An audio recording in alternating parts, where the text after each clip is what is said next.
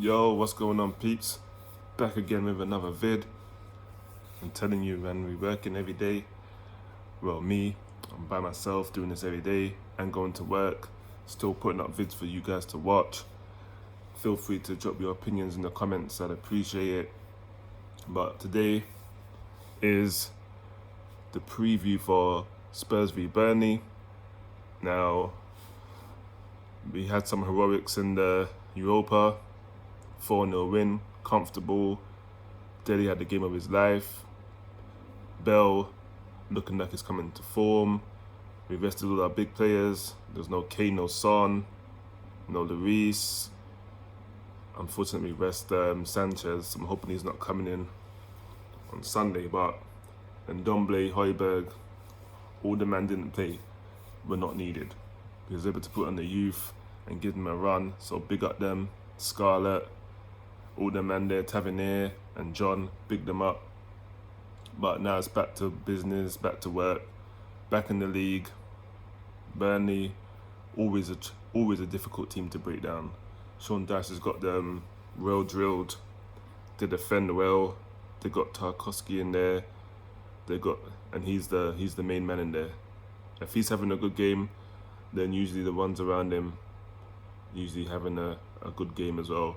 And obviously they've got Nick Pope in goal, who I would love to have at my team, if I'm being honest, ahead of Lloris. Brilliant goalkeeper. And without any disrespect, I think he deserves to be at a bigger club and a better club. But it's probably just me. But personally, that's what I believe. If Everton have Pickford, then Nick Pope should definitely be at a Tottenham, not Leicester, don't need him, but any big team, even at Chelsea, because their goalkeeper situation is awful.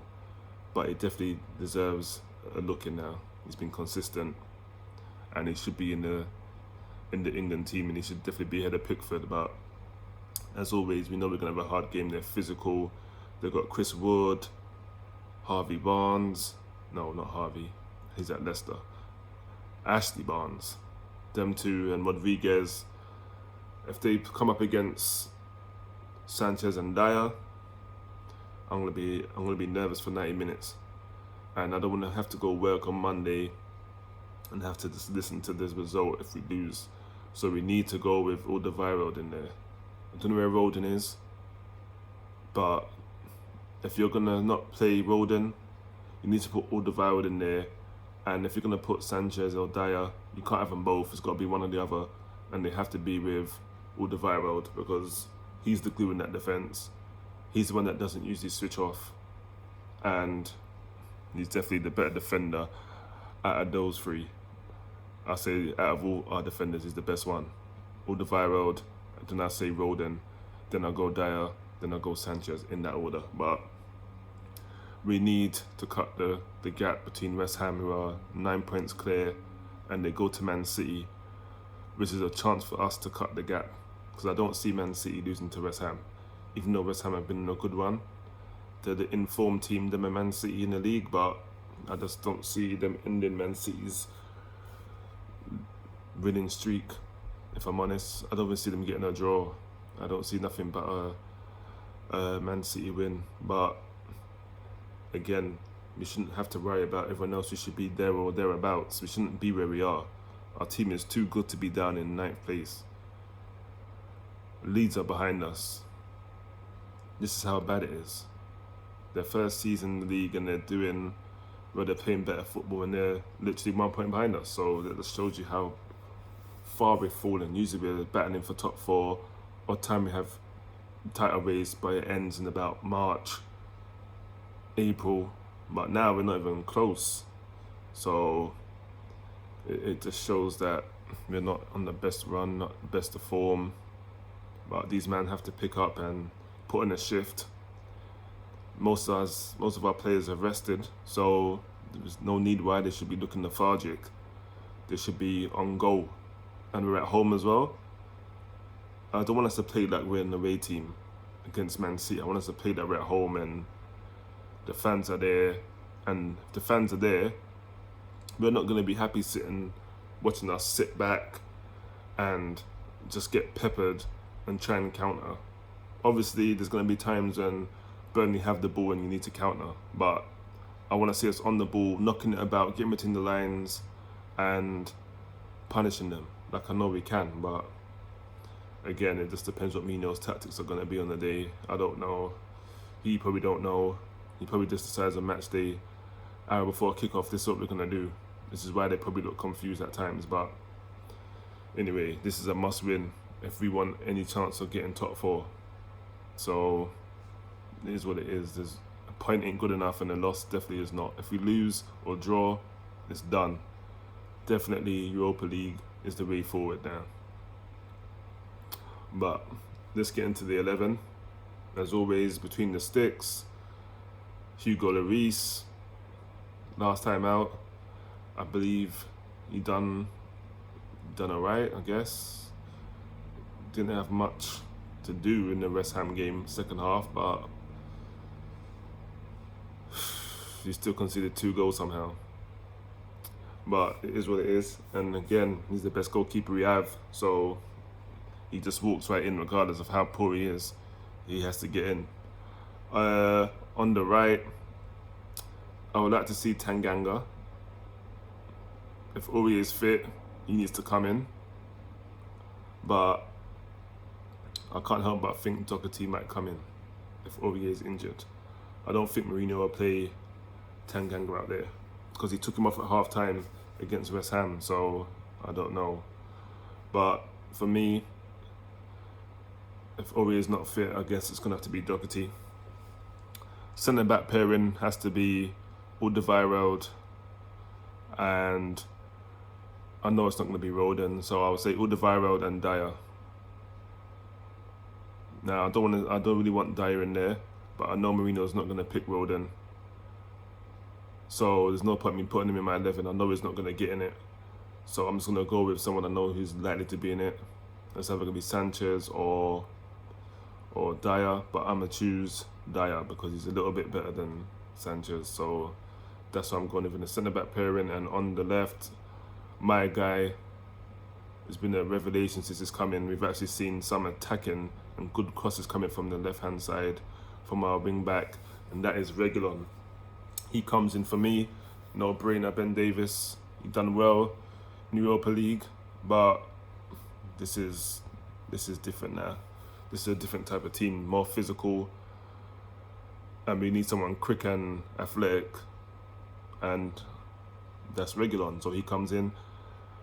Midfield, just ahead of the back four, Højbjerg, of course, and Ndombele.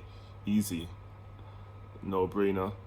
For me, Højbjerg, he's the one that usually breaks stuff up. He's had a couple of bad games, but he's the one that usually in front of that defence and marshals and stops the attacks from the opposition, and he break it up and nullify it, and that's what we need. And obviously Ndombele comes through, gets the ball direct, going forward, getting it to the attacking players to create something. So yeah, perfect combination.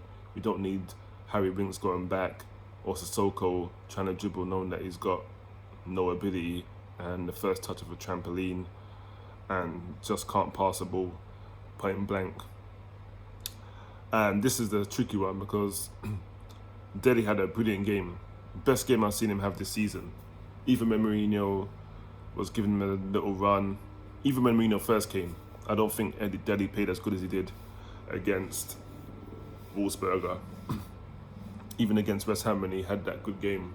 So for me, I don't know if I put Dele or Lamela, because Lamela's been brilliant as well, to be fair to him. But I can't drop Bell on the right hand side. He needs to start for me. So it's between Lamela and Dele in the number 10. And I'll probably choose Dele, because at times Lamela holds onto the ball too long and gives it away. He does too much ball rolls that are not necessary, and he'll concede possession and Burnley will be on the counter. We ain't got no time for that. So yep, I'm gonna go with Dele behind the front three, and Bell on the right, Kane up top, Son on the left. Listen, we already know what Son and Kane are about. they know where each other are without even looking. They just have that chemistry. So it's a no-brainer. They just have to play. And for me, Gareth Bale last few games, his performances have warranted a start. Against West Ham, came on at half-time, and he was man of the match.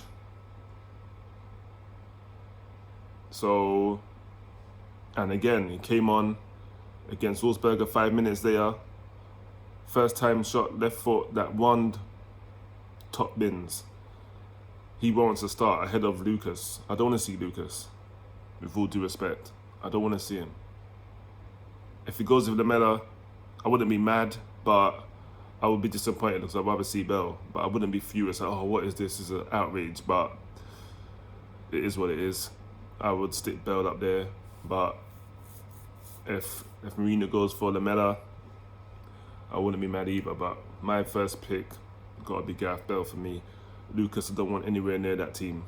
On the bench, you can come on if Bell has a shocker or Lamela, but I don't want to see him start. And that's the 11. So just to run it through again, I'm going with between the sticks, Lloris. On the right, Doherty. I know it's going to be him. If Aurier is not fit, I want Aurier, but if he's not fit, Doherty. Centre backs, Dyer and Alderweireld. Left back, Reguilon. Just ahead of them, Højbjerg and Ndombele. Number 10, Dele. On the right, my guy, Gareth Bell. And up top, you already know, on the Harry Kane. On the left, my guy, Son. That is my 11. Thanks for watching. Make sure you like, comment, subscribe, share, all of that. And I'll be dropping the next video tomorrow. Obviously after the game will be the review, and then player ratings most likely will come that day, or if not, they will definitely be there Monday.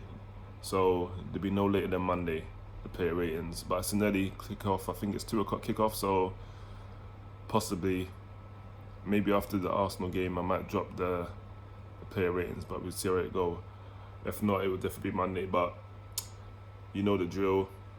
All you lot stay safe, wash your hands, keep your distance, and until we meet again, I'm getting out of here. Peace.